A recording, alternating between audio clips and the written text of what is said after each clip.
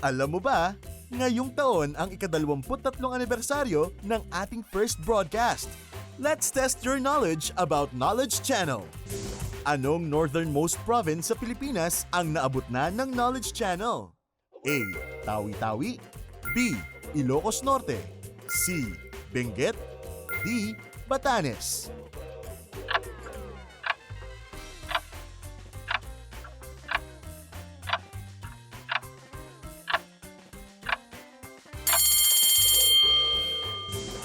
Ang Northernmost Knowledge Channel Connected School ay nasa Batanes.